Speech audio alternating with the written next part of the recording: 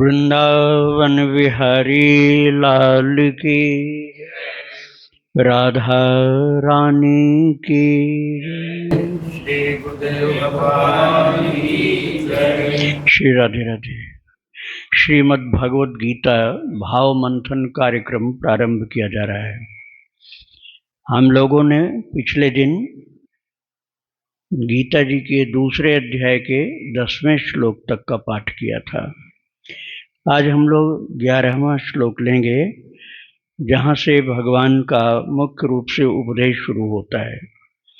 तो आप प्रसंग को स्मरण करिए। पिछले दिन का अध्याय 2 में हम 10वें श्लोक में पहुंचे थे। पाठ हो चुका था। तमुवाच ऋषिकेश प्रहसन्यो भारत सेनयोर्भयोर्मध्ये विषीदंतम इदम वचः।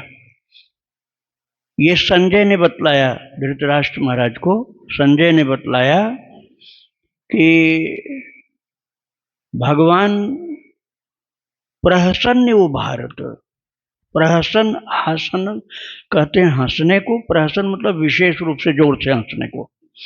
प्रहसन्य वो भारत, बहुत जोर से हंस करके अर्जुन जो रो रहे थे, जो कह रहे थे कि मेरा तो अब परिवार नष्ट हो जाएगा और विजय किसकी होगी यही नहीं पता, और अनर्थ अपराध पाप हम करने जा रहे हैं, ये युद्ध हमें नहीं करना चाहिए, तो हमसे युद्ध नहीं होगा।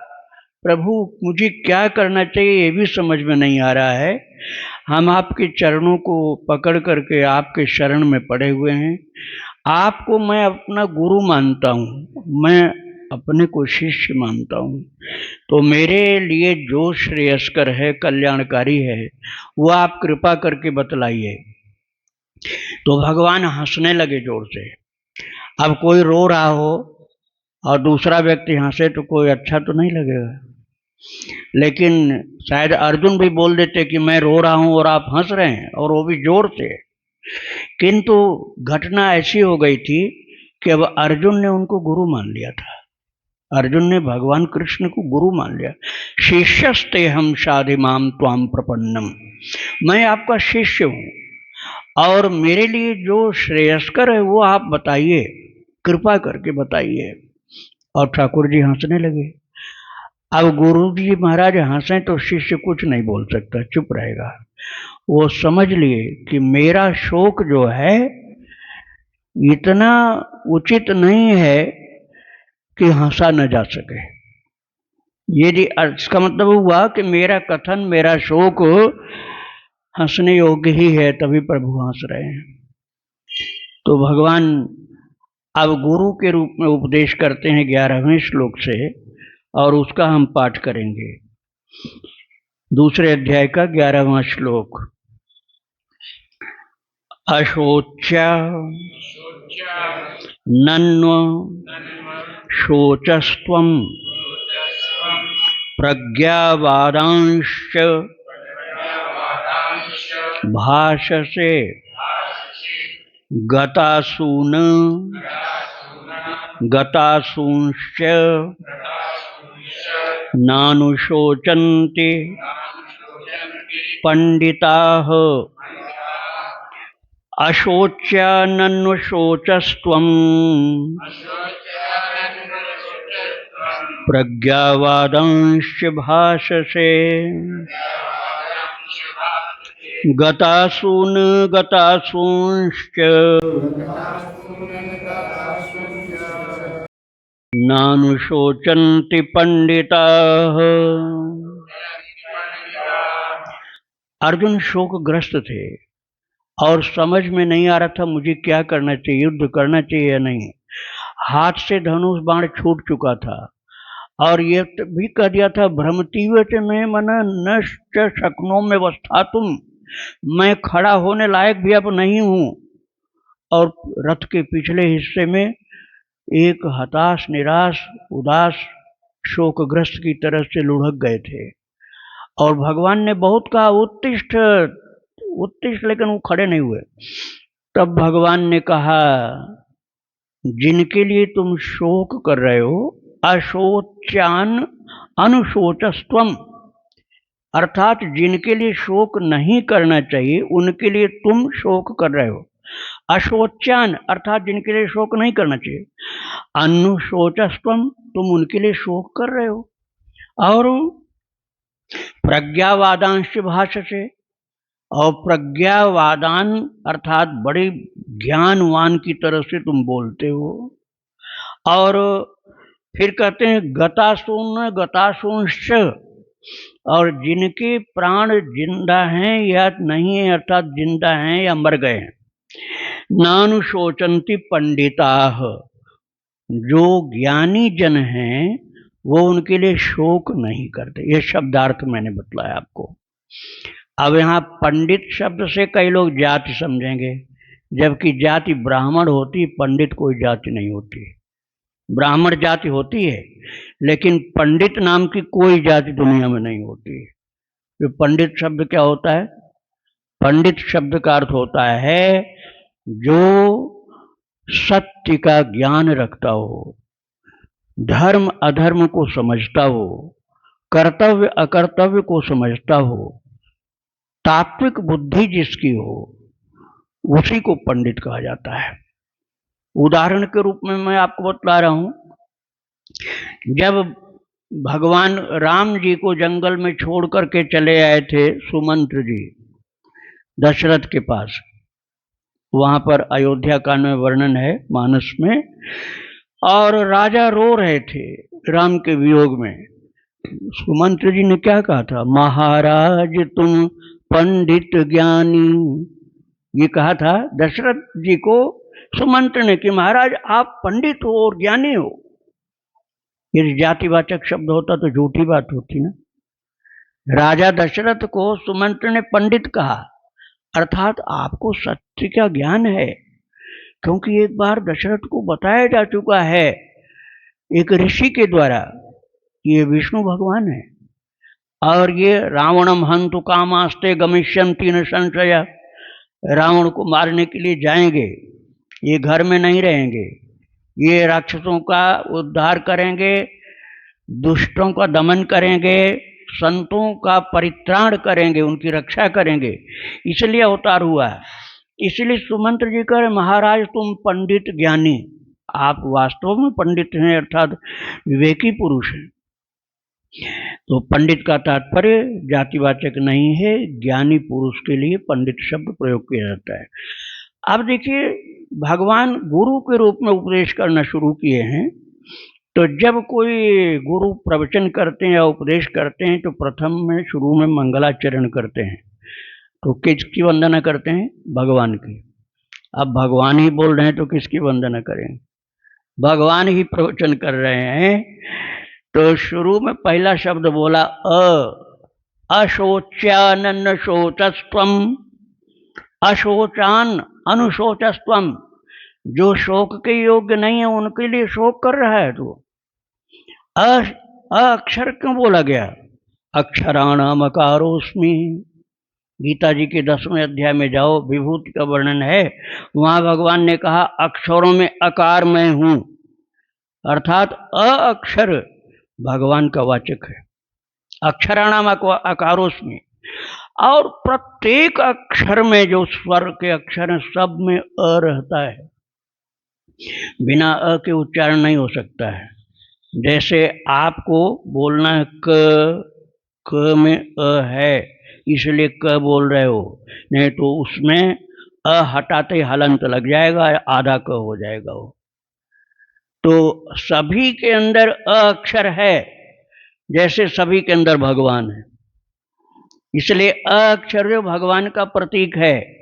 तो भगवान अपनी वंदना कैसे करते प्रवचन में? इसलिए उन्होंने अ अक्षर से शुरू किया है कि अपनी शक्ति वाला शब्द पहले प्रयोग कर दिया। अशोचान, अशोचान अर्थात जिनके लिए शोक नहीं करना चाहिए। अनुशोचस्त्वम, उनके लिए तुम लगातार शोक करते जा रहे हो, लगातार। अनु मतलब लगातार, बार बार बार बार बार बार, तुम उसी के लिए बार बार वर्ण संकर हो जाएंगे, नरक में चले जाएंगे, ये ठीक नहीं है। दुनिया भर की बातें करके जिनके लिए शोक नहीं करना चाहिए उन्हीं के लिए शोक कर रहे हैं, और प्रज्ञावादांश भाषसे, और अपने को बहुत बड़ा पंडित समझ रहे हो, लेकिन तुम पंडित नहीं हो।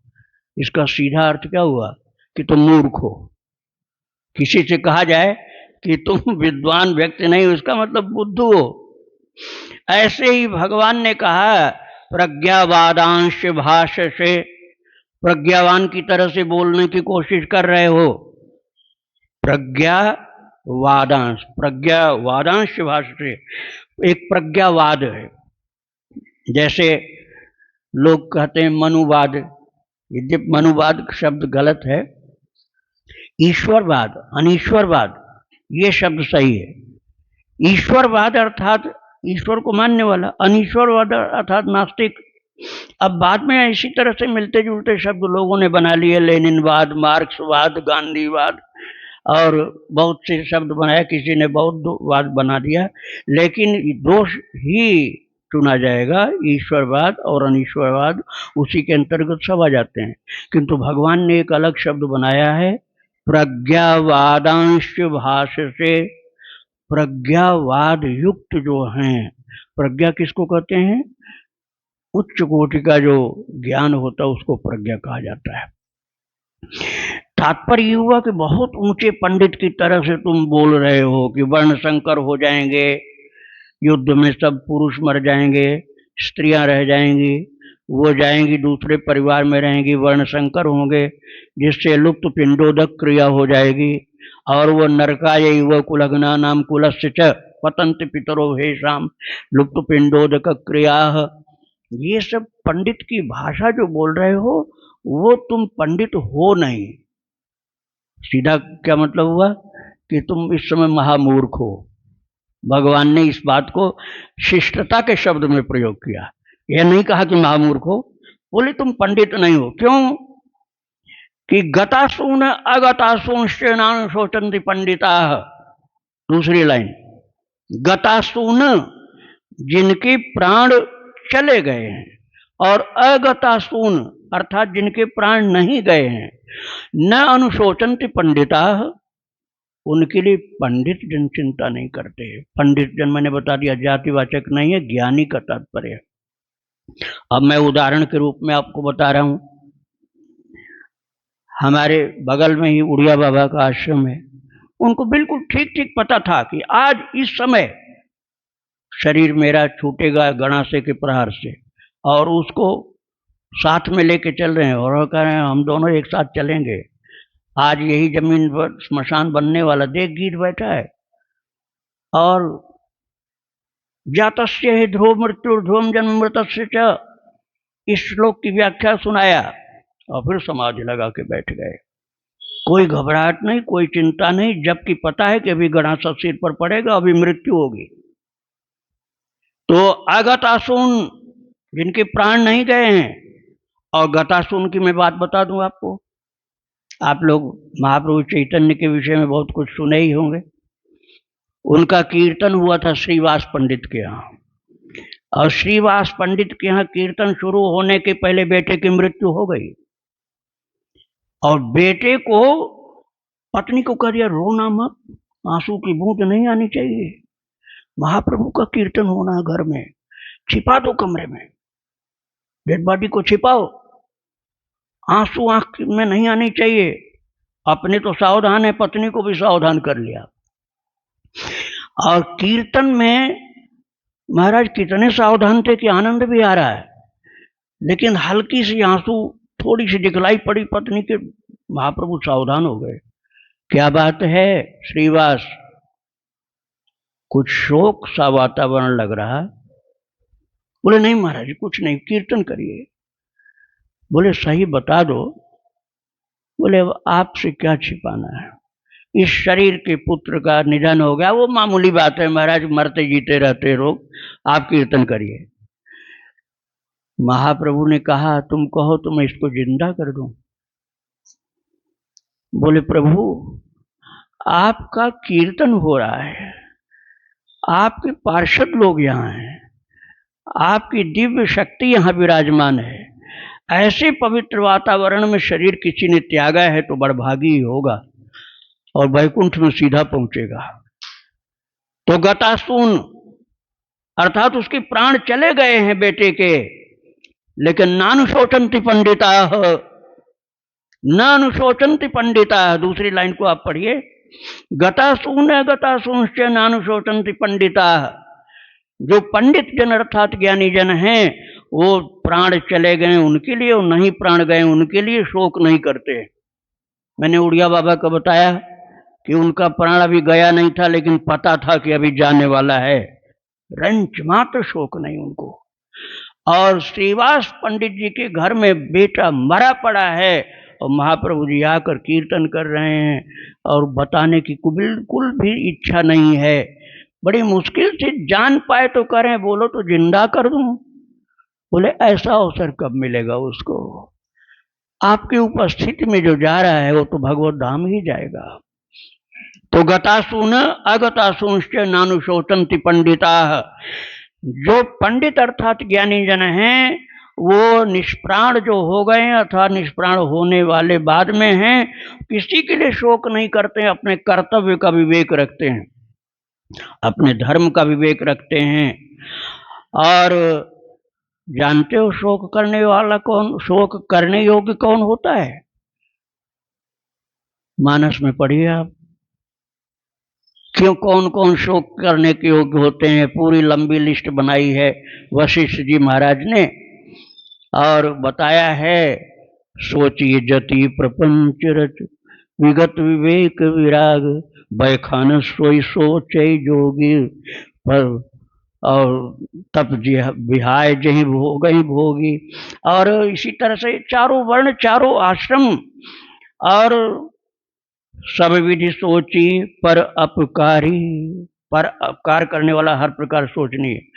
और जो भगवान का भजन नहीं करता वो शोक के योग्य है, भगवान का भजन नहीं करता वो शोक के योग्य है। और एक एक ब्रह्मचर्य गृहस्थ सोची जति प्रपंच रत विगत विवेक विराग। और गृही के लिए भी बता दिया, सन्यासी के लिए, वानप्रस्थ के लिए, और ब्राह्मण क्षत्रिय वैश्य चतुर्थाश्रम सबके लिए बता दिया। लेकिन उनमें से कोई भी बात यहाँ नहीं है जहां तुम अर्जुन शोक कर रहे हो। इसलिए अशोच्यान अनुशोचस्त्वम, अशोच्यान जहां शोक नहीं करना चाहिए वहां पर तुम शोक कर रहे हो। अशोच्यान अनुशोचस्त्वम। और फिर कहते हैं प्रज्ञावादांश भाषसे, और प्रज्ञावान की तरह से भाषण कर रहे हो। प्रज्ञावान अर्थात ज्ञानी की तरह से भाषण कर रहे हो। लेकिन अर्जुन गतासून गतासूंश्च नानुशोचन्ति पंडिताः, किंतु ज्ञानी यदि तुम होते तो तुमको शोक नहीं हो सकता था। इस समय जैसी स्थिति है ये शोक करने की योग्य नहीं है, कर्तव्य कर्म के धर्म पालन करने की स्थिति है।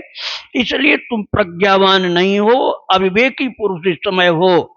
तो सावधान हो जाओ, पहले अपनी स्थिति को ठीक करो और सक्षम सामर्थ्यवान शुद्ध पवित्र श्रोता बन के मेरी बात को सुनो। भगवान ने कह दिया पहले अपने अविवेक को समझ लो। जो अपने को बहुत विद्वान समझ के बोल रहे हो, तुम विद्वान नहीं, इस समय मूर्ख हो गए हो। तो भगवान ने प्रथम श्लोक में वास्तव में सार सार की बात तो कह ही दिया। और हमने बताया ने प्रारंभ किया अक्षर आकार से, और अर्जुन को बता दिया कि तुम पहले तो अहंकार अपना छोड़ दो विद्वान होने का, प्रज्ञावान तुम नहीं हो, उस अहंकार को छोड़ दो, और शोक करने योग्य भी नहीं हो, इस बात को भी समझ लो। फिर आगे की बात मैं बताऊंगा। तो श्री कृष्ण भगवान जो पार्थ सारथी हैं, वो अपने प्रिय भक्त अर्जुन को युद्धभूमि में ज्ञान प्रदान करने के लिए रथ पर विराजमान हैं।